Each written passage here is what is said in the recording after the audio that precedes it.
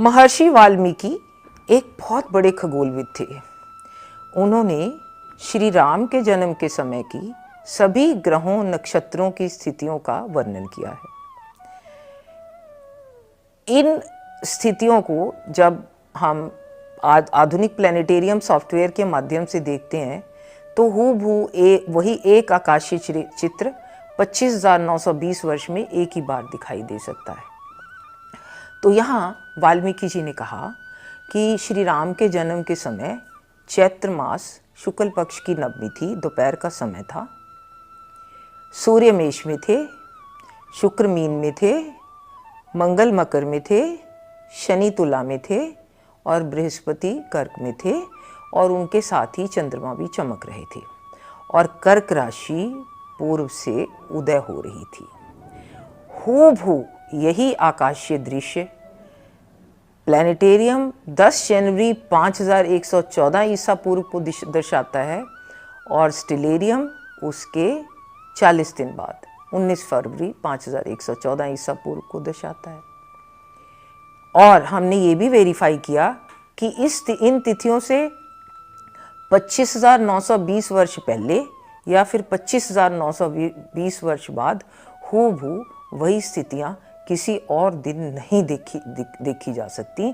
इसलिए वाल्मीकि जी द्वारा दिए हुए डिटेल हूबहू और पूर्णता सत्य है। एक दिन लंका के राजा रावण की बहन सुपर्णखा वहां आई। उसने मोहित होकर पहले श्री राम से और फिर लक्ष्मण से विवाह का प्रस्ताव रखा, परंतु ठुकराए जाने पर वो सीता के वध हेतु झपट पड़ी। तभी श्री राम की आज्ञा पाकर लक्ष्मण ने उसके नाक व कान काट दिए। सुपर्णखा के भाई खरदूषण 14,000 सैनिकों की शक्तिशाली सेना लेकर युद्ध के लिए चल पड़े। महर्षि वाल्मीकि के अनुसार उस समय सूर्य ग्रहण दिखाई दिया और ग्रहण के समय मंगल ग्रहों के मध्य में था। यह ग्रहण पौष मास की अमावस्या को 7 अक्टूबर 5077 ईसा पूर्व वाले दिन नासिक से दिखाई दिया। श्री राम ने सीता को लक्ष्मण के साथ सुरक्षित स्थान पर भेज दिया और अदम्य साहस का प्रदर्शन करते हुए मोहनास्त्र का प्रयोग कर 14,000 राक्षसों को मार गिराया और फिर खरदूषण का भी वध कर दिया। तभी कई सुंदर स्त्रियों से घिरे रावण ने अशोक वाटिका में प्रवेश किया।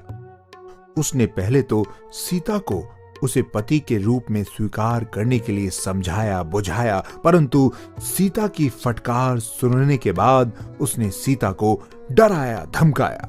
महर्षि वाल्मीकि के अनुसार उस समय सीता जी का मुख उस पूर्णिमा की रात में ग्रहण से ग्रसित चंद्रमा के समान दिखाई दे रहा था, जो उस समय लंका के आकाश में देखा गया। प्लेनेटेरियम सॉफ्टवेयर 12 सितंबर 5076 ईसा पूर्व को मार्गशीर्ष मास की अंतिम पूर्णिमा वाले दिन शाम 4:15 बजे से 6:55 बजे तक कोलंबो से आकाश में इस चंद्र ग्रहण को दर्शाती है, जबकि स्टेलेरियम 40 दिन बाद 22 अक्टूबर 5076 ईसा पूर्व को इस ग्रहण को दर्शाती है।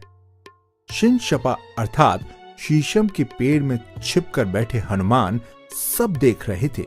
रामायण की कहानी विज्ञान की जुबानी।